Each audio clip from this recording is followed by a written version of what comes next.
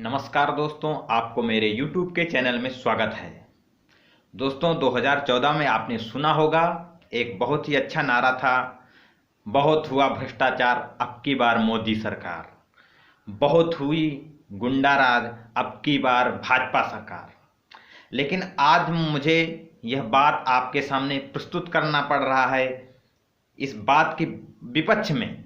आखिर ऐसा क्यों कि जो सरकार इतनी बड़ी बड़ी बातें करती रहती है और सत्ता में रहने के पहले जो इतनी बड़ी बड़ी बातें करते थे, लेकिन क्या वह हमारे देश में हमारे समाज के नागरिकों के प्रति अपनी जिम्मेदारी दिखा रहा है?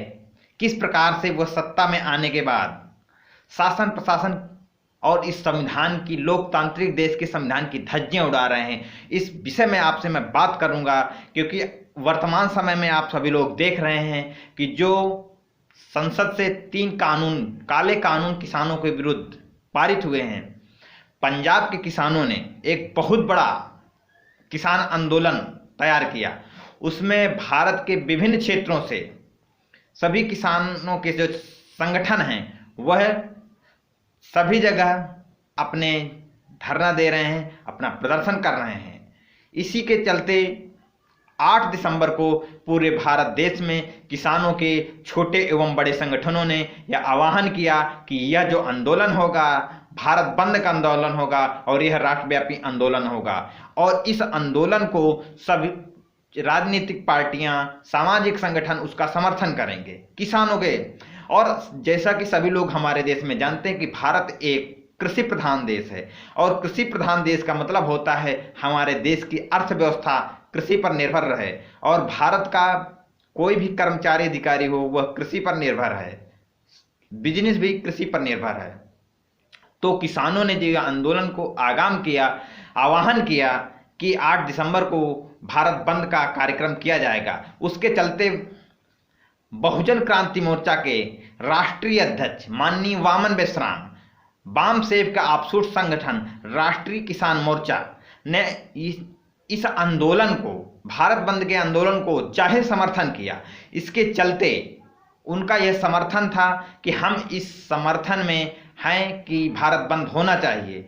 लेकिन जब भारत बंद 8 दिसंबर को होना था, उसके एक दिन पहले लगभग 4 से 5 बजे उत्तर प्रदेश के मुख्यमंत्रियों के निर्देशानुसार पुलिस प्रशासन ने राजनीतिक पार्टियों को ध्यान में नहीं दिया, लेकिन जो सामाजिक संगठन हैं, खास करके जो वामसेव के आपसूट विंग हैं, उनके जो संगठन हैं, उनके कार्यकर्ताओं और पदाधिकारियों पर दबाव बनाया।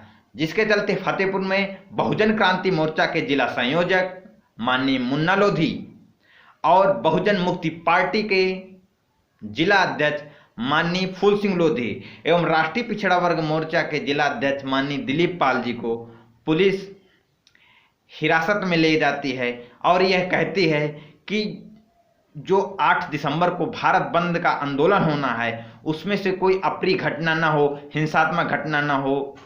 ऐसी बातों को बताते हुए कि आप उनमें शामिल ना हो, इसलिए हम आपको कस्टडी में ले रहे हैं, आपके ऊपर कोई केस नहीं लगाया जाएगा। ऐसा कह के उन लोगों को अपने अपने क्षेत्र के थाने में पहुंचाया जाता। मुन्ना लोधी जी को मलवा थाने में, दिलीप पाल जी को किशनपुर, और फूल सिंह लोधी जो कोतवाली में, उनका निवास स्थान फतेहपुर है, उनका जो थाना क्षेत्र है कोतवाली है, उनको रात भर वहां रखा जाता है। और तमाम कार्यकर्ताओं के द्वारा फोन में यह बात की जाती है, तो एसओ का यह जवाब मिलता है कि कोई कार्रवाई नहीं होगी, कोई कानूनी कार्रवाई नहीं होनी है।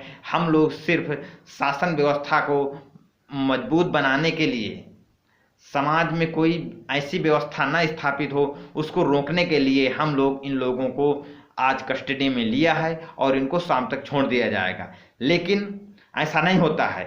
यह पुलिस प्रशासन और सरकार की गुंडागर्दी कही जा सकती है कि जिस प्रकार से जब दूसरा दिन होता है तो तीनों सामाजिक संगठन के पदाधिकारियों को, जो कि मलवा थाना, कोतवाली, फतेहपुर और किशनपुर के, ले जा करके असोथर में उनको बुलाया जाता है, वहां पर उनको गाड़ी से पहुंचा दिया जाता है। और असोथर क्षेत्र में ही छिछनी में एक बहुत बड़ा कांड हुआ था, 2 बालिकाओं की हत्या कर दी गई थी। तो उन लोगों को किस प्रकार से झूठा आरोप लगा करके उनके ऊपर मुकदमा लगाया गया कि छिछनी में जो कांड हुआ था उनमें से ये लोग आरोपी हैं दंगा भड़काने के लिए। तो मैं बहुजन समाज के, अपने भारत के लोगों से यह सूचना अपने इस चैनल के द्वारा, अपने वीडियो के द्वारा पहुंचाना चाहता हूं कि किस प्रकार से हमारे देश की लोकतंत्र, देश की किस प्रकार शासन व्यवस्था है। और पेपरों में यह छापा गया, प्रशासन के द्वारा न्यूज निकाली गई कि छिछनी कांड के जो मुख्य आरोपी थे, नामजद आरोपी थे, वह लोग गिरफ्तार हुए। लेकिन उसके बाद बहुजन मुक्ति पार्टी के जिलाध्यक्ष ने प्रेस विज्ञप्ति जारी करते हुए कहा कि यह निराधार है, यह सूचना जो पेपर में छापी गई है कि शासन ने जबरदस्ती फर्जी मुकदमा बना दिया है। तो किस प्रकार से ओबीसी एससी एसटी के लोगों को शासन प्रशासन दबाव बना करके फर्जी मुकदमे लगा रहे हैं। तो मैं अपने साथियों को यह पहुंचाना चाहता हूं, क्योंकि हमारे देश के बहुत सारे लोग जो समाचार पत्रों में जो जानकारियां पढ़ते हैं, प्राप्त करते हैं, उनको ऐसा लगता है कि जो सूचना ये पेपर में छपकर आई है यह सही है। तो हमारे बहुजन समाज के लोगों की आवाज़ इलेक्ट्रिक मीडिया, प्रिंट मीडिया सही तरीके से प्रदर्शित नहीं करती है। इसलिए मैं अपने इस वीडियो के माध्यम से समाज के एवं फतेहपुर जिले के सभी लोगों को यह सूचना देना चाहता हूं कि हमारे जो सामाजिक कार्यकर्ताओं को फर्जी मुकदमा में फंसाया गया है। इसलिए अगर आप लोग अपनी सामाजिक एकता को स्थापित नहीं करेंगे तो बारी बारी से सभी लोगों के खिलाफ यह भ्रष्टाचारी सरकार फर्जी मुकदमे लगाती रहेगी। इसीलिए राष्ट्रीय पिछड़ा वर्ग मोर्चा, सामाजिक संगठन बहुजन क्रांति मोर्चा को आप अपना जाहिर समर्थन करते हुए इस गुंडागर्दी जो सरकार है इसको ध्वस्त किया जाए। क्योंकि इसके पहले जो अखिलेश सरकार थी उसको गुंडा राज कहा जाता था, लेकिन अब जो वर्तमान स्थिति में जो यह घटनाएं घट रही हैं, हम इसको किस प्रकार की सरकार कह सकते हैं। आप समझ सकते हैं कि पुलिस प्रशासन किस प्रकार से आरोपी को घर से अरेस्ट करती है और उन लोगों के खिलाफ फर्जी मुकदमे लगा करके जेल के अंदर करती है। तो दोस्तों, मेरे द्वारा दी हुई जानकारी आपको कैसे लगी कमेंट बॉक्स में लिखें और अधिक से अधिक तक लोगों को पहुंचाएं कि छिछनी कांड में सामाजिक कार्यकर्ताओं को फर्जी फंसाया गया है। अतः आप लोगों से आशा करता हूं कि मेरे द्वारा दी हुई जो जानकारी अच्छी लगी होगी। जय संविधान।